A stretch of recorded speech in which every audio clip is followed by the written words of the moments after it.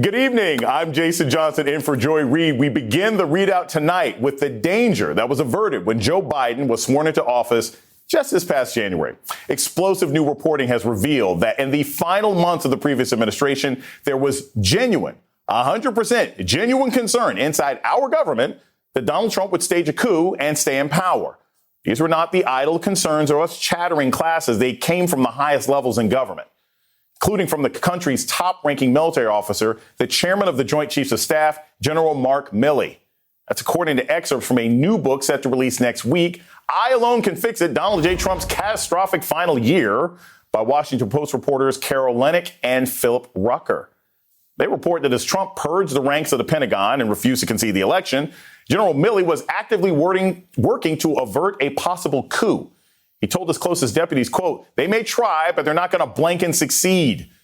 As early as November, he and the Joint Chiefs began informally planning how they could block a presidential order to use the military in a way they considered illegal or dangerous and ill-advised.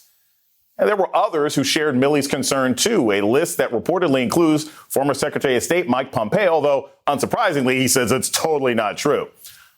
But Milley's most chilling assessment of the former president came as Trump mobilized his supporters behind the big lie, a mass delusion so powerful it inspired a terrorist attack on the U.S. Capitol. Quote, Milley saw Trump as the classic authoritarian leader with nothing left to lose. He saw parallels between Trump's rhetoric of election fraud and Adolf Hitler's insistence to his followers at the Nuremberg rallies that he was both a victim and their savior. This is a Reichstag moment, Milley told aides, the gospel of the Fuhrer.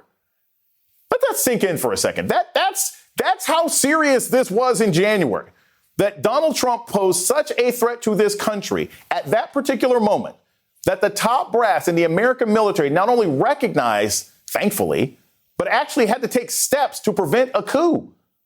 Yet, despite the gravity of that news, the Republican Party continues to pledge loyalty to the former president and coup instigator.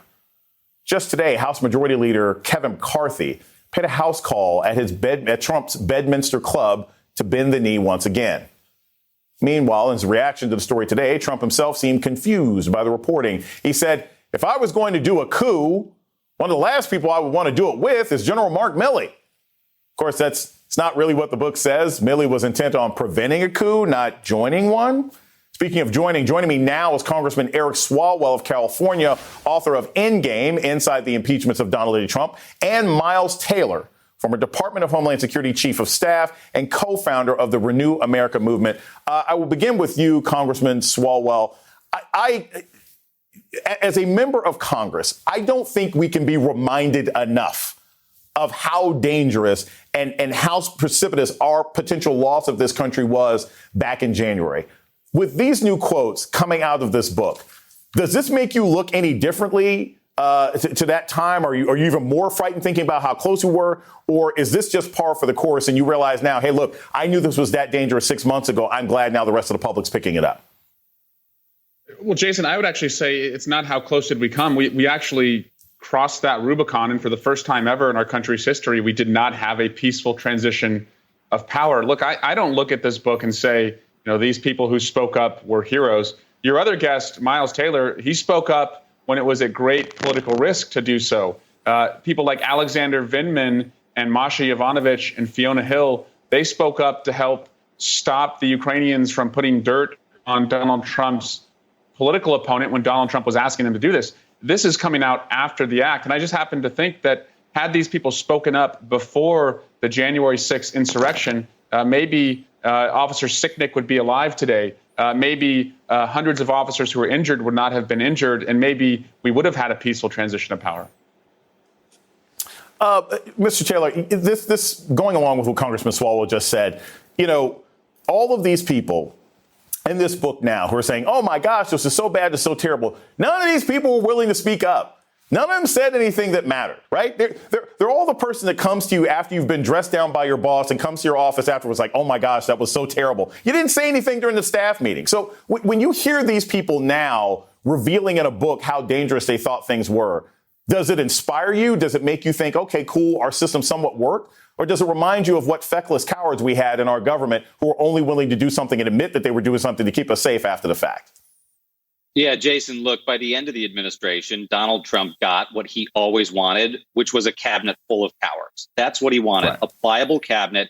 And the fact that these people didn't speak out was one of the greatest professional disappointments of my entire life. I came to Washington, D.C. as a young, idealistic page working on the House floor. Eric remembers where the page desk used to be. That same desk was used to blockade the chamber to keep insurrectionists from coming in. I was inspired to come work in Washington. I have seen my heroes all die moral deaths in this town because they lacked the courage to speak out. Behind the scenes, Jason, they would say, this man is a threat to the fabric of our republic. And then they didn't do anything. No one has to play the violin for me. But look, it cost me my job, my personal relationships, my home, my personal savings, and my security to speak out against the guy. Guess what? Damn it. I would do it again if we got the same result. And I wish more of those cabinet secretaries had done it. Now, I will say one thing about what General Milley said, and I hate to be the annoying guy who's going to say, well, if you read my book, I titled my book A Warning for a reason. It was a year before the election. And I said in that book, if Donald Trump if Donald Trump loses re-election, he will deny that he lost and it will lead to violence. This was foreseeable. And it's not hyperbole to say this man implemented Nazi-like policies and had Nazi-like tendencies.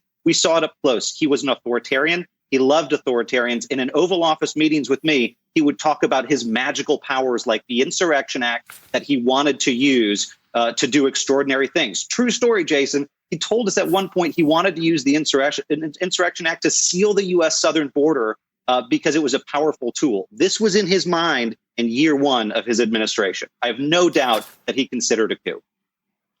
You know, I'm glad that you mentioned this sort of idea of Nazis. In the book, Milley likens Trump to Hitler. He says that this is our clearest example of what this would look like.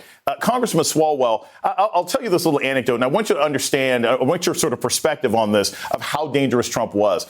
I spent time abroad right before the 2016 election in Germany, and I actually had members of the press there tell me that America was not taking the threat of Donald Trump that seriously. I remember actually saying to a reporter, I don't even know if this guy is going to win. They said, you sounded like just like we did in 1933.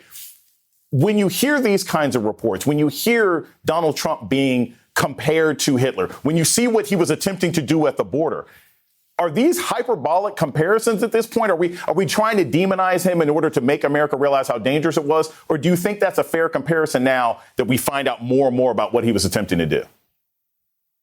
Well, Jason, I'd actually fast forward and look at democracies that have died in the past decade, whether it's the Philippines, Turkey, Hungary, Hong Kong, and then, of course, Russia, continues to slide farther and farther into being an autocracy. We're not different in that could happen to us. And the thought I had on the House floor, Jason, that I'll never forget, the anger, the emotion that came over me as the banging and smashing of glass was taking place was, it can't end like this. Like, democracy cannot die like this. And we barely hung on. And I would offer that we're on life support right now. And what has really changed from January 6th? Republicans have not passed any security funding that would make us safer at the Capitol. Donald Trump is telling people he's coming back in August. And the leader of the Republican Party, Kevin McCarthy, is at Donald Trump's residence in New Jersey today. So nothing has really changed. We are on life support right now, and it's a fight every day to keep this democracy alive. I want to ask this directly, Congressman Swalwell, and I think it's really important before we sort of close the segment here. Do you trust your Republican colleagues with this country anymore? I mean, do you actually trust them with this country? No. I trust Liz Cheney, Adam Kinzinger, Mitt Romney. There's a few others in the Senate. But no, mostly no. I really fear that they are all in for this cult personality. And it's because they don't have the imagination, the creativity, or the courage to do the right thing to save this country.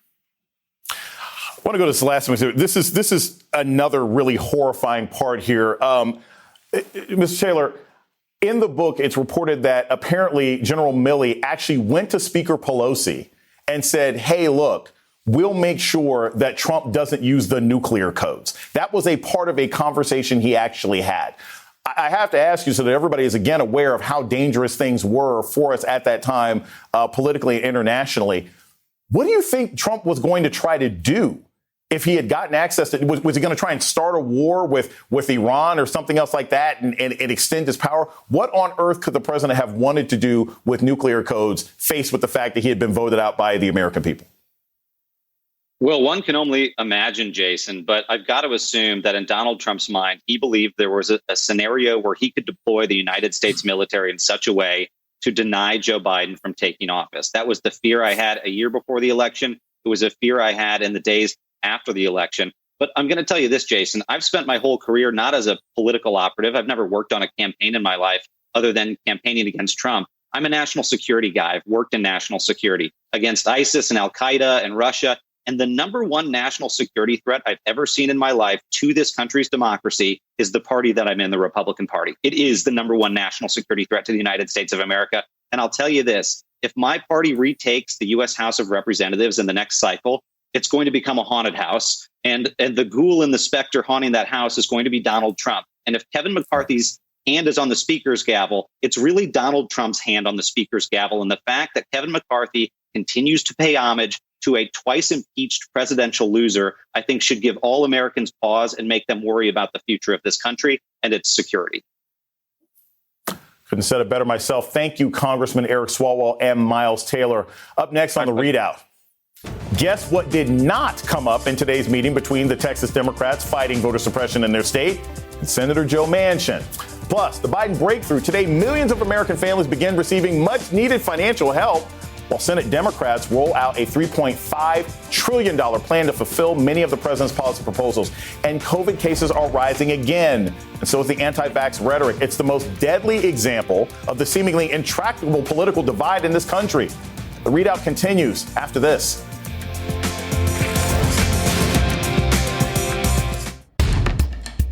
Our world is facing some big challenges. Chuck Todd breaks them down. A deep dive into a new topic. Instead of covering all the big stories, we're going to cover one single subject impacting American politics. Exploring and explaining the critical issues that affect our future. Meet the Press Reports. All episodes of Season 2 are now available on demand on Peacock. Hey, it's Chris Hayes. This week on my podcast, Why Is This Happening? I'll be talking with Palestinian-American scholar and author and historian Rashid Khalidi on the state of Palestinian politics in this moment. A two-state solution is not going to happen, at least not until there are changes inside Israel, not unless and until. The status quo is a one-state solution. That's the state of Israel. There's one population register. Israel controls it. You cannot come in, you cannot go out, you cannot register a child, you cannot marry anywhere within that territory unless they approve. There's an illusion of a Palestinian authority, which is a mirage in terms of real sovereignty, jurisdiction, authority. It exists. It performs some governmental services on sufferance, by permission, but its main job is to keep the Palestinians down, to provide security for Israel as it continues to occupy and colonize. That's this week on Why Is This Happening? Search for Why Is This Happening wherever you're listening right now and subscribe. The fight for voting rights has escalated into the arrest of a member of Congress. Today, Congresswoman Joyce Beatty, chair of the Congressional Black Caucus, was arrested, taken into custody by Capitol Police during a peaceful protest in support of federal voting rights legislation. Also today, Texas Democrats who fled to Washington in a last-ditch effort to prevent the passage of a very restrictive new voting law in their home state met with Senate Democrat, who happens to have the key vote on these issues, Joe Manchin of West Virginia. The problem is that whole thing with the filibuster never actually came up in conversation with him. There shouldn't be a Democrat or a Republican that wouldn't or couldn't or shouldn't vote for something that truly just only deals with voting and the rights of voters. Did you have a discussion in there about That's the what we filibuster? Had. That's, no, there is no thing about the filibuster. There is a thing Forget about the filibuster. But, sir, what if no Republicans will support that, which is what they've indicated? They're not doing anything. You know on why? Because they've had a bill that's 800 pages long. They've had everything thrown at them. Let's get back to the basic rights of voting, protecting voting rights. Meanwhile, back in Texas, the Republican State House Speaker just stripped one of the Democrats of his leadership role. The first punishment doled out to a Democratic member for leaving the state. That Democrat, Texas State Representative Joe Moody, joins me now. Representative Moody, thank you so much for joining the Readout this evening. I got to tell you, I appreciate the bravery that your caucus has shown. They have basically turned you into fugitives. I'm expecting to see you guys jumping off a waterfall soon in order to protect voting rights in your state. But I have to ask you, getting stripped of your position while in absentia, do you think that's just a warning shot on how aggressive Texas is going to become? And how far do you think the punishments in absentia will be as you guys stay here for at least another 3 weeks to try and ride out the session? Here's what I know. People that fought for voting rights in the past were beaten. They were bloodied. They were killed. They had dogs sicked on them. If the only thing that happens to me is they take a placard off my door, I'm doing just fine. It's a good attitude. You also spoke today with Senator Joe Manchin. Tell us about that conversation. I keep pointing out, Joe Manchin is a former Secretary of State, so he's got to understand some of the nuances here with how voting rights work. What was the beginning of the conversation? Did you all lay out requests? Did he say what he was trying to offer? Tell us a little bit about the beginning of that conversation. We've had 3 days of hard work on the Hill, and this is obviously one of the most important meetings that we needed to have to talk about voting rights, to talk about access to the ballot box. And exactly, being a former Secretary of State, he speaks the language. And so that's important for us. And so what I came away from was someone who has an intimate knowledge of the House and the Senate dynamic here. And he was eager to learn about what was in the new versions of bills back home. And he offered some ideas about stuff they had done in his home state when he was Secretary of State. And so it was a really productive meeting, and certainly opened my eyes to some of the complexity that has really taken hold here at the Capitol. So one of the things that apparently was not discussed was the filibuster. That did not come up. Was that a conscious decision on the part of the Texas delegation? You guys think, look, it's a non-starter with Senator Manchin, so we're not going to mention it. How did you have several days of productive conversations and not mention the fact that the filibuster is one of the key reasons why we don't have legislation already? Well, we don't need to say the word filibuster to talk about the situation. Look, I believe that Senator Manchin's been asked a few times about the filibuster. That's an elephant that was in the room that we didn't need to address. We wanted to talk to him about voting rights and access to the ballot in Texas and what was happening there, and to express to him our concerns and what we need. We need a strong voting rights bill here. We need Section 5 of the Voting Rights Act to be resurrected. That's important for Texas specifically. So those are the messages we wanted to deliver. People shared personal stories about what their families went through in the past, and some other stories that they've gone through now with some of these partisan poll watchers intimidating people. So it was a good conversation where Senator Manchin probably did more listening than talking, and it was a one that we all walked away feeling like we were on equal ground when it came to the importance of voting rights. That is excellent. And to be fair, the elephant in the room is the Republicans thanking him for being against changing the filibuster. Texas State Representative Joe Moody, thank you very much for your time. As I mentioned earlier, a voting rights day of action culminated in a march around the Hart Senate office building, leading to several arrests, including Congressman Joyce Beatty, chair of the Congressional Black Caucus. Joining me now is one of my favorite people, LaTosha Brown, co-founder of Black Voters Matter, who was also present at the march. LaTosha, thank you for joining us this evening on The Readout. First off, I want to start with this. I always ask this question because I think it's important for the cynical people out there in the world. What did you hope to accomplish with your march? What was the purpose of the march around the Senate Hart building today? We needed to send a message loud and clear, particularly as led by Black women, that we are literally not backing down from voting rights, that what we recognize is that voting rights are being attacked. Our voting rights are being attacked right now. Just today, the Secretary of State in Georgia announced that he wanted the election board to resign from Fulton County and plans to take over the Fulton County Election Board. That was primarily the work that we've been doing on the ground, that our rights have to be protected. We wanted to make sure that we sent a strong message to the Senate that literally we expect them to move on For the People Act. We will be relentless. We are resilient around it. And so that was our point. Our point was to have civil disobedience in the space of peaceful protest, that we actually would raise those issues and say how serious we are, and we're not going to stop until we have secured our voting rights in this nation.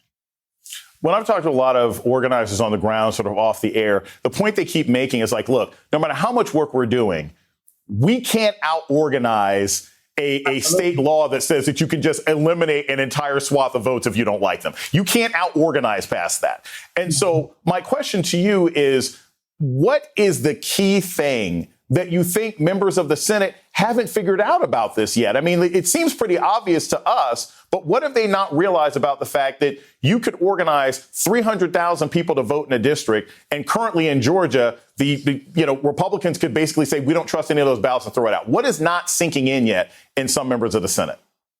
I think what is not synced in is the fragility of democracy in this nation, that this isn't just about one election. This isn't just about one state. What we are seeing is we're seeing a full court. What was that? Okay, I think Latasha has sort of frozen up. But look, I want to make this point because I think it's activists like her on the ground that are really key to the battle that we have here. Nsé Ufot, who's the CEO of the New Georgia Project, she mentioned this earlier in the week. If everything that the Biden administration does only boils down to something from the Department of Justice and helping out activists, they're basically going to be playing whack-a-mole with every single state, House, and Senate. The Senate and House in Georgia and Texas and Florida can definitely move a lot faster than activists on the ground. We have Latasha back. Apparently, you were about to spit fire and it burned the camera. I totally understand that. Latasha, in addition to, obviously trying to make the message clear and organizing on the ground, what I want to find out from you is, what is the next plan for activists and organizers? Is it we need to focus more on voter registration? Is it we need to try to get local elections or laws changed or something so we can at least be formed? What is your plan right here, right now, assuming that we don't have any changes in the law for the next 5 or 6 months? And there will be municipal elections sometime this fall under some of these more repressive laws.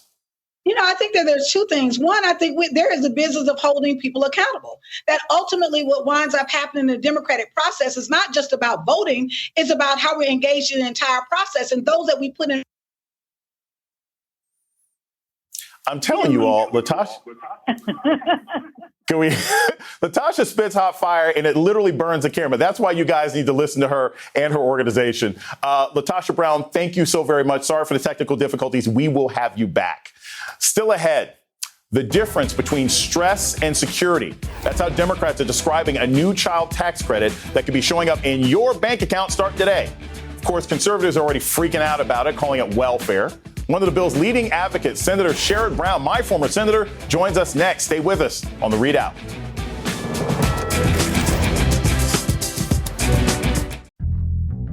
Hey everyone, it's Tremaine Lee, MSNBC correspondent and host of the podcast Into America. The war on drugs and the criminalization of marijuana ruined millions of black lives. Now, in states like New Jersey, weed is legal, and lawmakers say they want to right the wrongs of the past. On this week's episode, I talked to the woman tasked with making the industry more equitable in the state of New Jersey. And I visit my cousin, the activist NJ Weedman, to find out whether he believes black people can actually benefit from legalization. Now, these guys, these rich white guys, now they get to sell cannabis. What? And it's the same exact thing. There's no difference. There's zero difference, right? We got prison cells and they get to get pensions. Search for Into America wherever you're listening now and follow to get new episodes every Thursday morning.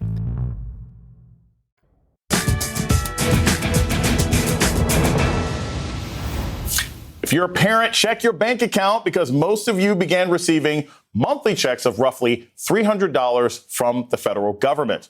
The payments, which are set to last through the end of the year, will help roughly 60 million kids. Why? Because President Biden and Democrats expanded the child tax credit as part of the American Rescue Plan. And no Republicans voted for it. Surprise, surprise. The child tax credit could cut child poverty by 40%. Prior to the expansion, poor families were deliberately excluded. Thank you, again, to the Republicans. Today, President Biden marked the occasion. I believe this is actually a historic day. Historic day in the sense that we continue to build an economy that respects and recognizes the dignity of working class families and middle class families. It's historic, and it's our effort to make another giant step toward ending child poverty in America. Also today, Majority Leader Chuck Schumer announced that he will move forward on a procedural vote to pass the $3.5 trillion budget reconciliation plan, which includes an extension of the child tax credit and the bipartisan infrastructure plan. Naturally, Republicans have already signaled they'd block that. Joining me now is Senator Sherrod Brown of Ohio, who has been fighting for expanding the child tax credit for years, and my former senator, Senator Sherrod Brown. Good to see you this evening. I'm going to start with this because everybody can talk about big numbers. We can talk about $15 million here and there and how, but talk about Ohio. What does an extra $300 mean to your average family in Lorain, to your average family in Northeast Akron? What is this child tax credit going to mean to regular people in Ohio? Spent much of the last couple of weeks having discussions in Cleveland, Columbus, Cincinnati, Youngstown, Toledo, Dayton, Fremont, Defiance, Bryan. I'm leaving some towns out. And what I hear from one mother said, for the first time ever, I'm going to be able to send my son to a summer camp for a week. A father said, I can buy equipment for fast pitch softball for my daughter now. Another said, a couple said, maybe we're going to try to put aside $100 a month now for each of our two children, their babies now, for a college fund. A number of people in these meetings said, every month, the last week of the month, I struggle to figure out how to pay my rent. I'm not going to have to struggle. I mean, you think about that. What's the whole idea of infrastructure? Infrastructure sets a foundation for families and for societies to launch their children into a better life. And think about what this is going to mean. $300 a month after month, starting June 15th. Starting today, then August 15th, September 15th. We got to make it permanent. But think what this is going to do. I've not done anything in my long public career and used to live in my state. It's been long, Jason. I've not done anything that has the magnitude and the importance of this, joined by Michael Bennet and Raphael Warnock and Cory Booker and Rosa DeLauro, especially in the House, fighting for this. It's been years coming. And Republicans always want to do tax cuts for rich people. Every single time they say it'll trickle down. Of course, they know it won't. And they all, as you pointed out, they all voted. They had two chances on this. One, an amendment to take it out of the bill. They all voted for, every single one. And then by one vote, we passed it back on March 6th, which I turned to Senator Casey sitting next to me and said, this is the best day. This is the best day of my career. And it's going to change our country. And that's saying something. You had a very, very storied career. How does it feel, Senator Brown, when you see Mitch McConnell, when you see Portman, when you see Republican senators basically either bragging or taking credit for policies like this, talking about how policies like this will benefit voters when they consistently vote against it? Is it just infuriate you, or at this point you just sort of shrug your shoulders and say that's the status of the opposing party right now? I was talking to public radio this morning, talking to Andy, the head of Ohio Public Radio, and I kind of laughed at one point because I said, this is going to be so popular within a couple of years. All the Republicans who voted against it are just going to say it was their idea. I know that's coming. Right. Social Security. Think about how popular Social Security is. Republicans still try to quietly privatize it, but this will be as popular in a year or two. I mean, I assume today lots of people in Cleveland and Akron and Hiram and all over this state and Kent are going to wonder what these checks are. What is this? But then they're going to talk to neighbors. They're going to see your show. They're going to read about this. They're going to realize this is how elections matter. Voters that voted for, in Macon, Georgia, a voter that voted for Joe Biden and Kamala Harris and Raphael Warnock and John Ossoff, they're going to say, my vote counted. This election really mattered. That's why we're going to win the midterms next year. But forget about that. We're going to show people that government can be on their side and government works and their lives are going to get better. And it's going to change the way this country sees about the effectiveness of government, seeing it through the eyes of who's on my side. Speaking of the midterms, so you've got an interesting race on the Senate side. Rob Portman is leaving. You have a collection of Republicans who are arguing over who can be the most ridiculous and detached and Trumpian. And then you have Tim Ryan, who will be stepping into the race as well. Talk about in a state that, look, quite frankly, Ohio used to lean purple. Now it seems to be leaning red. What has a Democrat like Tim Ryan or other Democrats have to do to make sure that they can be competitive and possibly win that Senate seat in Ohio next year? Oh, Ryan's a good candidate for the Senate. Nan Whaley, the mayor of Dayton, running for governor, was on MSNBC 12 hours or so ago. I believe in Morning Joe. I didn't see it, but my brother told me she was really good. And we see, when you look at the Republican candidates for the Senate, it's like a bunch of 12-year-olds on a playground that are sticking their tongues out at each other and saying, Donald Trump loves me more than he loves you.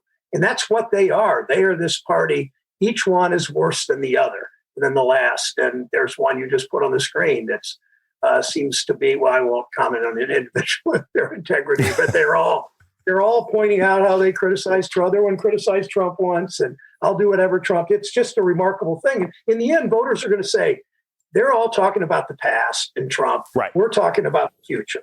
And we're talking about the child tax credit. We're talking about small business. We're talking about housing, how important it is to find housing, moderate income and middle class people.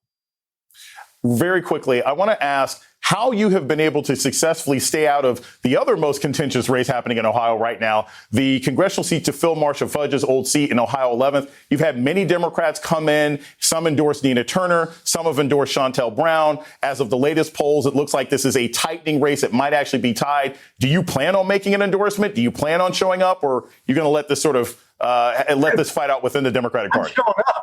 I live in the district. I'm voting.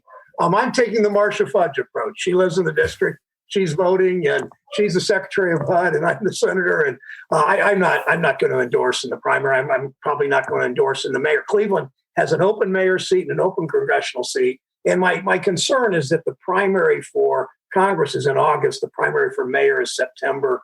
I just hope people turn out in large numbers, because the winner of these two primaries are probably each winner is probably going to be the mayor for a long time and the congressperson for a long time. And we're attracting good candidates, and I'm just going to mind my own business. And Connie and I are going to go vote on Election Day in August and September and November.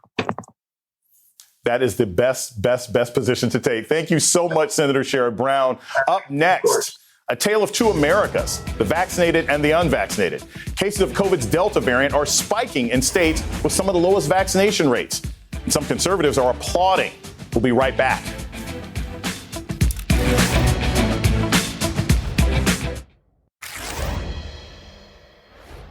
Coronavirus cases are on the rise in the United States, with the contagious Delta variant making up over half the country's new cases. And as the New York Times put it, it's like we're living in two Americas, the vaccinated and the unvaccinated. Besides California, every other state with a spike in cases is in a red state, and many, particularly the ones in the South, have low vaccination rates. And while some Republican leaders are trying to show support for the vaccine, others are fighting to ban discrimination against unvaccinated people and cheering that Biden missed his goal to vaccinate 70% of adults by the 4th of July. Joined now by Dr. Lippy Roy, Medical Director of COVID Isolation and Quarantine Sites for the New York Housing Works. Thank you so much, Dr. Roy. I'm going to start with this. I have seen so many stories lately about COVID breakthroughs. Now, they're rare, but I've seen these stories of people who are fully vaccinated who still are somehow getting the Delta variant. Is this something that the public needs to be concerned about yet? Yes, the vaccines aren't supposed to keep you from getting COVID. They simply keep you from possibly being hospitalized or dying. But are we facing a possibility that these new variants, whether they're Delta, Gamma, Epsilon, Mu, whatever, are going to start breaking through the vaccines we've got? Well, first of all, good evening, Jason. Good to see you. I applaud your knowledge of the Greek alphabet. My message here regarding breakthrough cases or cases of individuals who get the infection while still being fully vaccinated. One is that the vaccines, they're not 100%. No vaccine is 100%. But these vaccines, the existing vaccines, are pretty damn effective. Even the most effective vaccine in humankind, measles vaccine, is 95% effective. That said, we do know that these vaccines, for the vast majority of cases, what they are doing is serving three purposes. One is to reduce severe illness, reduce hospitalizations, and reduce deaths. That is exactly what they're doing. Regarding the breakthrough cases and a few deaths, for instance, in Massachusetts, we saw 80 cases of people infected with COVID-19 who died. Obviously, any death is tragic, but I want to make sure your viewers are aware of the numbers, which is that of the 4,400 breakthrough cases, that was amongst 4.2 million people who are vaccinated. That's 0.1%. That message, when you look at the actual numbers, Jason, tells me it's an indicator that the vaccines really are working. So one of the other concerns that I have and a lot of the people across the country have is that if you're one of those states that's not taking vaccination seriously, you're just going to be living in a frappe, an incubator of the Delta variant or any other sort of form of COVID. We see right now in Tennessee that they've fired the head of vaccinations. They're not trying to give vaccination information to children. That basically Tennessee has basically said this is all over. La, la, la, la, la. You can't tell me anything. If you are living in a state where your government has basically said that the economy or political ideology is more important than public health, what do you suggest? I mean, if I want to keep masking up, but my boss says you can't mask up anymore, what do I do if I'm in Tennessee? What if I do if I'm in Texas or if I happen to be in Georgia? Yeah, so this storyline is it's reaching beyond alarming levels. You talked about that chief of that health chief, state-run health chief, who was fired for encouraging vaccines amongst children, including like chickenpox and other routinely prescribed recommended vaccines.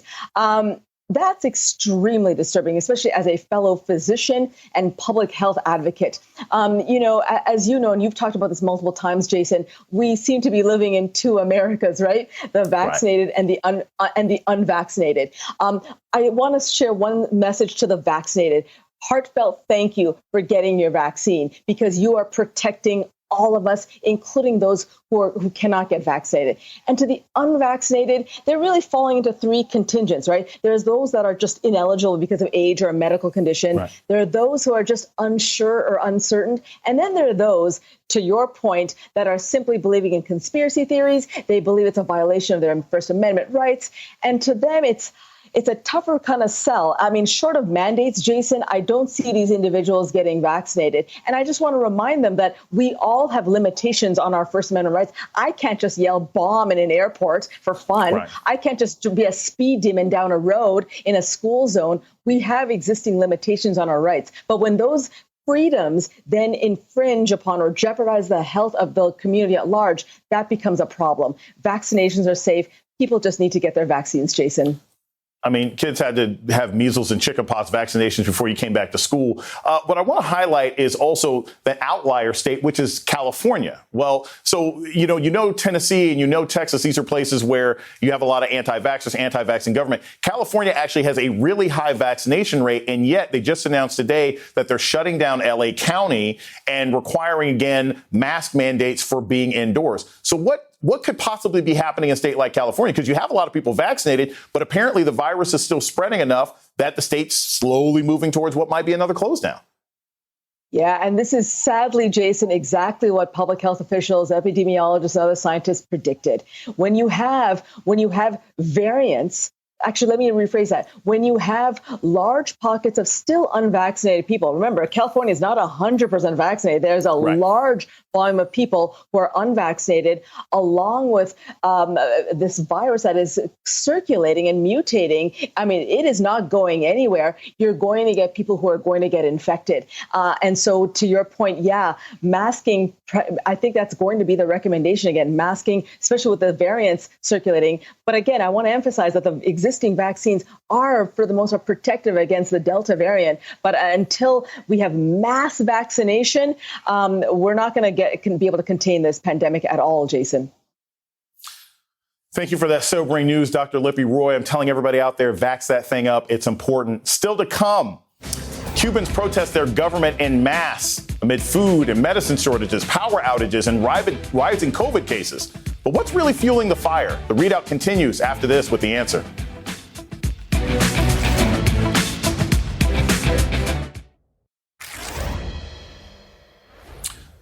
The United States has been witnessing days of protests in Cuba, the largest there in decades. Thousands have taken to the streets in Havana and cities across the country demanding food, medicine, and COVID vaccines. This week, Cuba's president acknowledged that the dictatorship bears some blame for the massive uprisings. In a speech on state TV, President Miguel Diaz-Canel again insisted that U.S. policies were also to blame and that the protests were being orchestrated from abroad. He denied that the regime was stopping peaceful protests. Today, President Biden was asked what he is considering as a response to the current situation. Cuba is unfortunately, a failed state in repressing their citizens. There are a number of things that we would consider doing to help the people of Cuba, but it would require a different circumstance or a guarantee that they would not be taken advantage of by the government. I'm joined now by Amalia Dache, associate professor at the University of Pennsylvania and Afro-Cuban American scholar. Thank you so much, Dr. Dache, for joining me this evening. So I want to start with this. We've had conversations in pop culture in America over the last couple of weeks about the erasure of Afro-Latino faces and voices. I want you to sort of tell our audience, what are we not hearing about the faces of the people initiating these protests in Cuba right now? Who is really behind this, and what are they really asking for? Yes, what we're not talking about is the Afro-Cuban movements, Afro-Cuban leaders that are leading the Cuban movements to free Cuba. Dennis Solis, Luis Manuel Atoro Alcántara, Michael Osorbo. These are leaders of the San Isidro movement that started in 2018. So we're not hearing that these uprisings, the catalysts were Afro-Cubans and artists across the island that wanted to express their lack of freedom of expression, the repression of the state of their freedoms in Cuba. And so we're not hearing from the voices of Afro-Cubans on this issue. We're not talking to Afro-Cubans on this issue when it comes to issues of race and racism under the dictatorship. And we're focusing on things like the external embargo instead of focusing on things like the internal embargo, or what we call the internal blockade of food and medicine, like the COVID vaccines, for example, because Cuba is not allowing COVID vaccines to come in through the COVAX program that UNICEF offers for free. They're blocking medicine and they're blocking food. In the United States, I think all too often, the discussion of Cuba is always sort of, it's pretty much just in the hands of white Cubans. We hear from Marco Rubio. We hear from Ted Cruz. Who are some activists and organizers, perhaps in Florida, who have been talking about the issues in Cuba for years that have been either marginalized or we haven't really heard their voices so much that may have initiated or enlightened us as to where this protest was going to come from? Well, in Cuba, not necessarily in the United States, are Afro-Cubans arguing about issues of race. For example, there are activists in Cuba who are speaking out about this issue. Again, the San Isidro movement, the Patria Vida movement. Patria Vida is the reggaeton artists that are in the United States and in Cuba, pushing the issue of repression. And this is what they're rapping about. This is what the hip hop lyrics are about. Patria Vida is homeland or life. It's basically saying we want to end to communism, want to end to the dictatorship. And this is coming from reggaeton artists, Gente de Zona, and others from the island that I've mentioned. So that's what we're not associating these uprisings to, these leaders that in Cuba are risking their lives. And just like we know in the United States, Black leaders and Black voices, and especially Black women's voices in the civil rights movement, for example, and in the organizing that was taking place in 2014 to 15, they're erased. We don't have intersectional perspectives. And what I call to the American people to do is to have an intersectional perspective on Cuba and place Afro-Cubans at the center of this debate. So your family, you are from Cuba. Your family came over on the boat lifts in the 1980s. And one of the things that I think is really interesting is that the way Cuba is discussed in the United States is usually it's sort of a rallying cry for the far right or the far left. On the far right, it's like, oh, it's terrible, they're evil, they're communists. And then on the left, it's like, oh, Cuba is this amazing place where there's free healthcare and racism doesn't exist. Tell us a little bit about what the real Cuba is right now for your average person when it's not being used as a football, for lack of a better word, between the hard right and the hard left in America. Yeah, well, just really quick, this is a quick history point that will address this issue.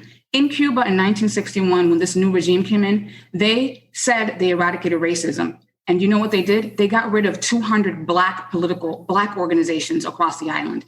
So they outlawed Black organizations. They outlawed associating and organizing across racial lines because they said they eradicated racism. So can you imagine the United States if after the Civil Rights Movement, we got rid of all Black organizations? We got rid of the Black church because in Cuba, you weren't allowed to organize across religious lines either. So this is the issues that we're missing. These are the conversations that we're missing, that Cuba, the rhetoric of Cuba being a Black power aligned country is a part of an old discourse that belongs in 1960s, not in 2021. Because guess what? In Cuba, Black history can't be taught in schools. So the debates we're having about CRT in the United States, guess what? We can't teach CRT in Cuba.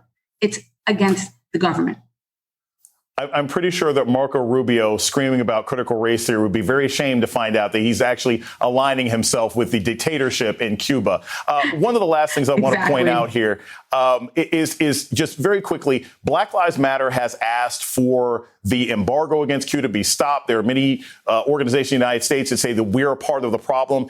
Is the United States responsible for this uprising? Is this really some outside thing quickly, or is this really an indigenous movement? Let me just say two things, Jason. One, the United States is the number one exporter of meat to Cuba.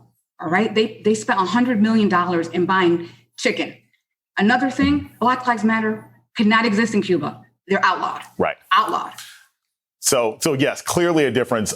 Thank you so much, Omale Adache. We actually had an extended conversation on my podcast on Slate. She is a fantastic guest. That's tonight's Readout. Streaming only on Peacock. What do you know about Dr. Dunch? He was charming, intelligent. My patients mean everything to me. Based on the unbelievable true story. I can't make sense of it. Dunch has 2 deaths that we know of. The state of Texas has executed people for less. It's like he knew what he was supposed to do. And he did the exact opposite. Dr. Death. Starring Joshua Jackson with Christian Slater and Alec Baldwin. I am going to fix you. All episodes streaming now, only on Peacock.